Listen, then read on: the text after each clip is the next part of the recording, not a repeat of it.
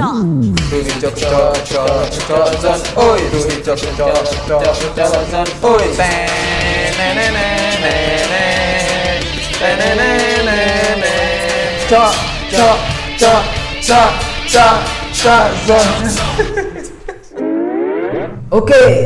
balik lagi. Ye. Kalau awal gitu. Balik lagi tadi channel ini. Channel apa namanya? Begundal terhormat. Jir. Tuh. Nah, penyakitan tua.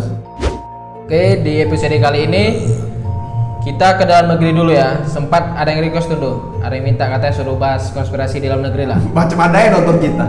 Susah deh. Ada. Ya, nggak tanggung-tanggung lah yang kita bahas ya. Yang akan kita bahas tuh sosok pahlawan ternama di Indonesia. Dan satu Indonesia pasti udah tahu dia siapa. Sang proklamator Presiden Republik Indonesia pertama, Insinyur Soekarno. Sebelum masuk ke inti konspirasi Cukima itu, kita bahas dulu profil singkat dari beliau ini terlebih dahulu ya. Jadi Insinyur Soekarno adalah Presiden pertama Republik Indonesia, sekaligus tokoh proklamator negara ini. Soekarno akrab dipanggil dengan julukan Bung Karno. Bung Karno sendiri juga dikenal sebagai putra sang Fajar karena lahir saat Fajar menyingsing. Bung Karno lahir di Surabaya pada 6 Juni 1901 dan meninggal di Jakarta pada 21 Juni 1970. Dikutip dari laman RRI, Soekarno awalnya diberi nama Kusno Sosrodihardjo. Karena sering sakit, namanya diganti menjadi Soekarno. Soekarno merupakan putra dari Raden Sukemi Sosrodihardjo dan Ida Ayu Nyoman Rai. Ibunda Bung Karno merupakan bangsawan dari Bali.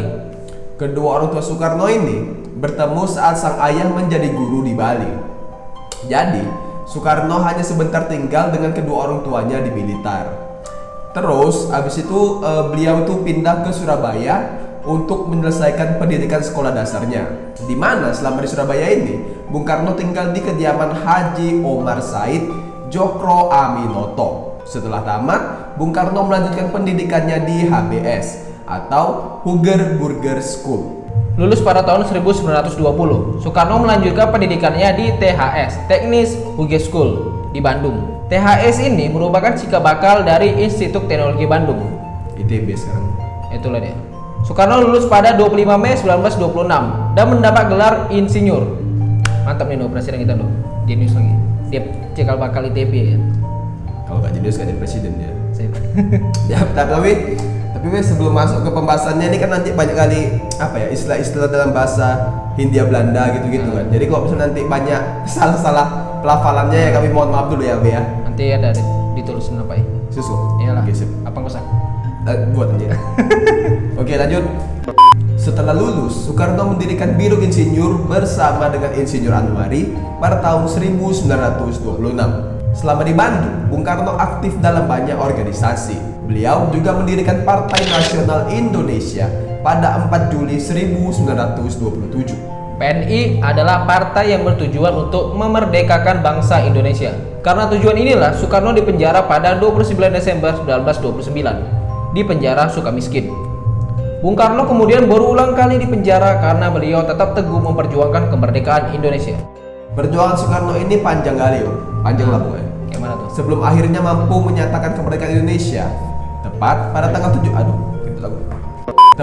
17 Agustus 1945 bersama Muhammad Hatta dan beberapa tokoh pahlawan lainnya, beliau menyatakan kemerdekaan bangsa. Merdeka. Sip. Kuatlah merdeka yo. Oh, merdeka. Enggak kuat. Dikutip dari laman RRI, Soekarno sebelumnya sudah mengemukakan dasar negara Pancasila pada sidang BPUPKI pada 1 Juni 1945. Dasar ini kemudian menjadi dasar negara Indonesia. Kiprah Bung Karno tuh nggak sebatas negara Indonesia aja loh. Bung Karno tercatat berusaha menghimpun bangsa-bangsa untuk membuat gerakan non-blok. Gerakan ini beranggotakan bangsa-bangsa di Asia, Afrika, dan Amerika Latin. Gerakan ini merupakan hasil dari Konferensi Asia Afrika pada 1955 di Bandung. Bersumber dari laman Kepustakaan Presiden-Presiden Republik Indonesia, di situ dibilang kalau Bung Karno ini memiliki 3 orang istri selama hidupnya. Dan dari ketiga istrinya ini, Soekarno dikaruniai 8 orang anak. Fatmawati, istri pertama Bung Karno, melahirkan Guntur, Megawati, Rahmawati, Sukmawati, dan Guru. Kemudian Taufan dan Bayu adalah putra Soekarno dari Hartini. Lalu yang terakhir, Ratna Sari Dewi, istri Soekarno yang berdarah Jepang, memiliki anak yang bernama Kartika.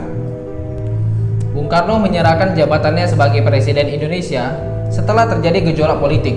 Gejolak ini disebabkan oleh pemberontakan G30 SPKI yang menewaskan banyak perwira TNI.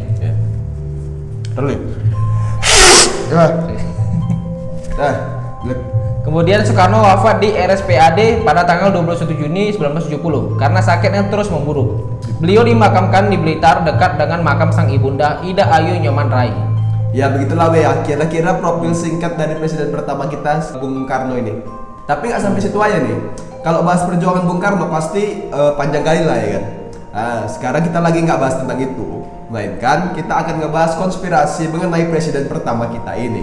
Oke, kita mulai dari yang pertama, silakan yuk. Yang pertama nih dong, Bung Karno katanya masih hidup tuh.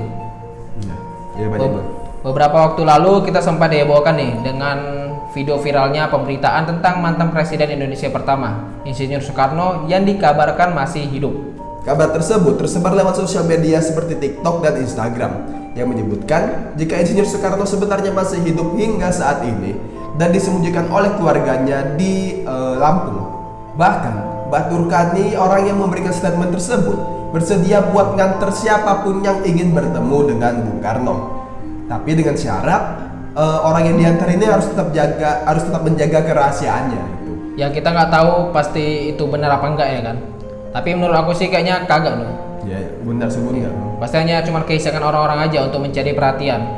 Ini menurut aku ya, nggak tahu yang lain. Asal komunikasi kayak gitu. Udah gitu pun kalaupun Bung Karno masih hidup, umurnya udah 120 tahun lebih lah. Udah terlalu berlebihan untuk umur manusia. Pasti yang masih hidup sampai sekarang tuh semangat kemerdekaan dan cinta sang presiden RI pertama kita ini, serta cinta rakyat Indonesia kepada sang presiden ya kan dong. Itulah dia. Iyalah, masa enggak ya? Lanjut ayo. Ya. Seperti yang udah kita ketahui, Bung Karno ini meninggal pada 21 Juni 1970. Nah, jadi meninggalnya tuh gini yuk. Gimana tuh? Jadi Bung Karno dikenal sangat berwibawa dan membara ketika melakukan proklamasi. Tapi Soekarno juga nggak kebal dari sakit ya, kayak orang pada umumnya aja lah. Ketika menginjak usia 60 tahun, ia menderita gangguan ginjal. Gegara sakit ini, ia harus menjalani perawatan di Wina, Austria pada tahun 1961 sampai 1964. Tetapi sayangnya, kesehatannya terus menurun pada bulan Agustus tahun 1965. Dokter pribadinya, Profesor Dr. K. Faringer dari Fakultas Kedokteran Universitas Wina, menyarankan Soekarno untuk mengangkat ginjal kirinya. Tetapi Soekarno menolaknya dan ia lebih memilih pengobatan tradisional. Selama 5 tahun berikutnya, Soekarno menahan sakit akibat gangguan ginjal. Namun, keadaannya semakin memburuk. Pada akhirnya, di hari Sabtu tanggal 20 Juni 1970, jam setengah 9 malam kira-kira, kesadaran Soekarno berangsur-angsur menurun. Lalu, keesokan harinya pukul 3.50 pagi, Soekarno dalam keadaan tidak sadar hingga akhirnya ia dijemput ajal pada pukul 7 pagi di Rumah Sakit Pusat Angkatan Darat atau RSPAD di Gatot Subroto, Jakarta. Jenazah Soekarno dibawa ke Blitar sehari setelah kematiannya dan dimakamkan keesokan harinya bersebelahan dengan makam sang ibunda. Dawe, dari sini kita udah tahu kalau presiden pertama kita tuh udah meninggal. Gak baik juga ya kan dong, sampai orang yang udah meninggal dibilang masih hidup-hidup itu. Presiden kita nih, kepala negara, masa ini belum masih hidup. Selanjutnya misteri mengenai harta karun Presiden Soekarno. Ini kalau nggak salah dulu ya, sekarang banyak hal yang bahas, terutama di Facebook sih. Jadi menurut para sejarawan, Soekarno dulu itu hidupnya sangat tercukupi, di mana saat dia meninggal, ia tidak hanya meninggalkan jasa, namun juga harta karun yang begitu berlimpah.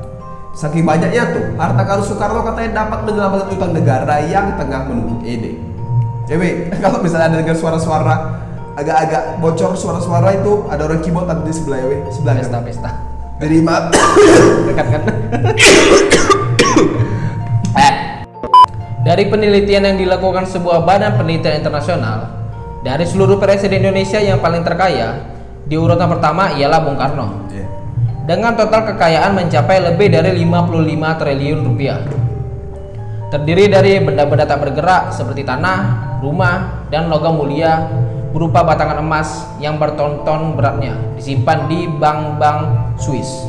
Bahkan di era Orde Baru, Soeharto pernah membentuk sebuah tim khusus ini untuk memburu harta karun Bung Karno itu. Tapi hasilnya harta itu nggak pernah ditemukan. Terus setelah Bung Karno wafat, banyak kali tuh oknum-oknum yang ngaku-ngaku dapat memberikan petunjuk, bahkan dengan data dan fakta-fakta autentik untuk menemukan harta karun Bung Karno itu. Tapi nyatanya Bung Karno selaku presiden ialah presiden yang paling miskin di dunia. Ia tidak punya tanah, tidak punya rumah, apalagi logam mulia seperti yang dihebohkan orang selama ini. Dari gaji resmi presiden yang diterima dari negara sampai dengan diturunkan pada tahun 1967, gajinya tidak pernah mencukupi kebutuhan keluarganya sehari-hari. Oleh karena itu, Bung Karno kerap kali minjem duit atau minta bantuan finansial lah dari sahabat-sahabatnya sejak zaman pergerakan Tempo dulu. Salah satunya adalah Dasat Muhsin. Dasat memang seorang pribumi yang sukses dalam dunia usaha.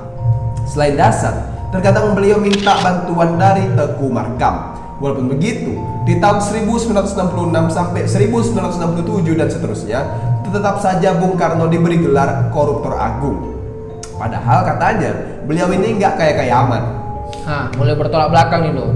Tadi dibilang katanya Soekarno banyak harta karunnya, terus dibantahkan lah bahwasannya Bung Karno termasuk presiden yang miskin lah. Nggak sampai situ aja misteri harta Soekarno ini masih berlanjut. Salah satunya misteri harta Bung Karno yang ada di Bank Swiss. Seperti yang udah kita omongin tadi.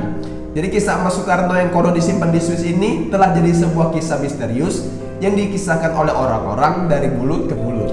Walaupun sudah berusaha dibuktikan melalui kepemilikan surat-surat di The Great Hilton Memorial Agreement, para sejarawan di Indonesia menyatakan dengan tegas bahwa hal tersebut adalah sebuah kebohongan dan tidak realistis. Terus lanjut lagi nih harta karun goib yang dipercaya milik Soekarno di tepi pantai.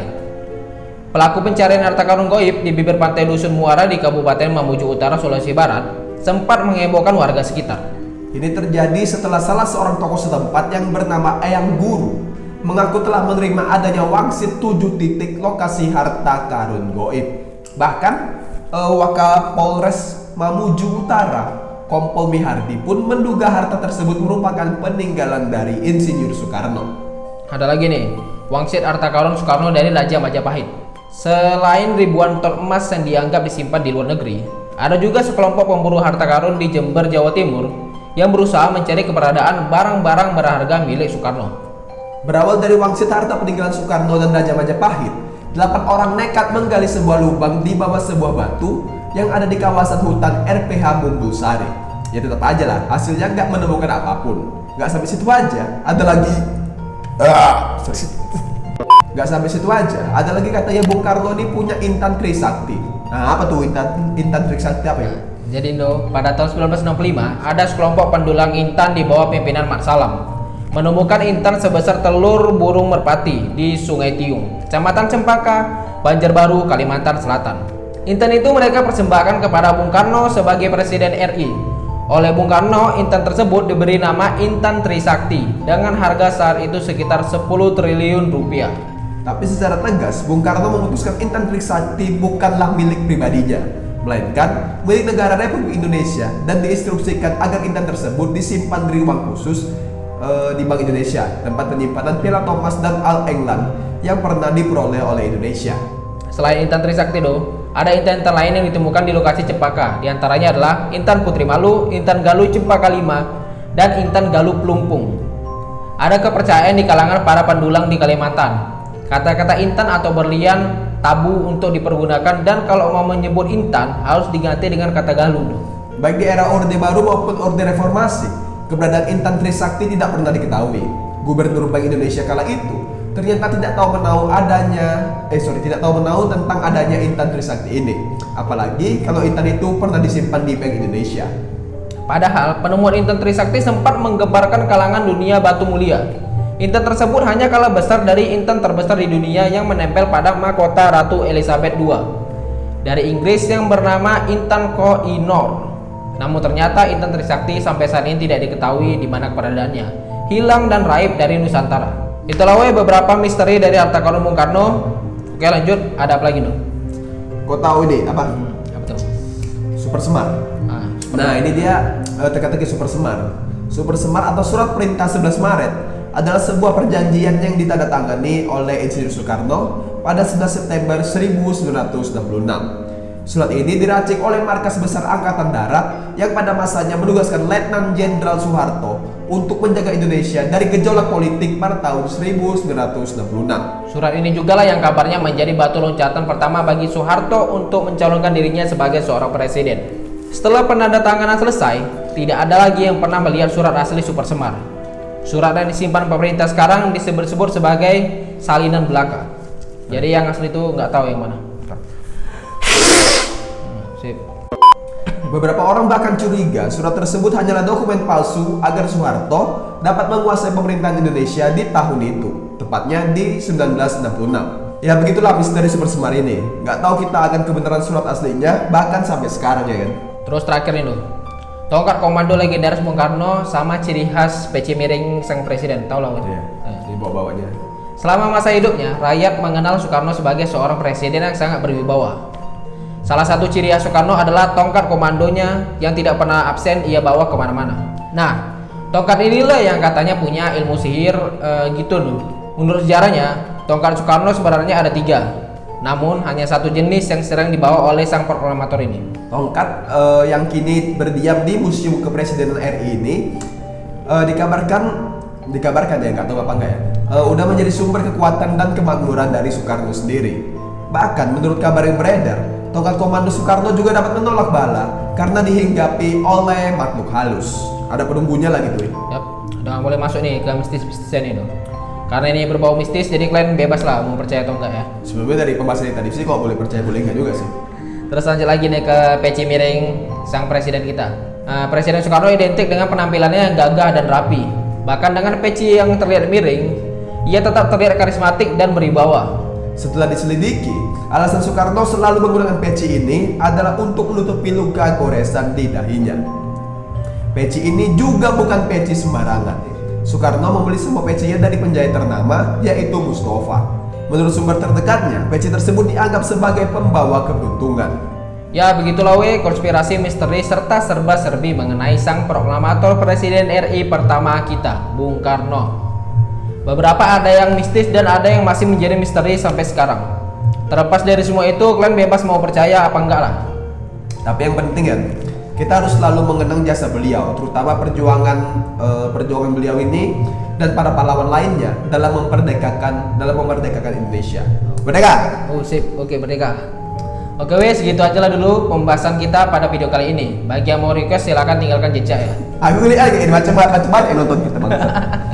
Ya udah lewe, apapun omong-omongan yang terucap dari mulut kami itu tidak berniat untuk menyinggung atau menyakiti pihak manapun. Ya.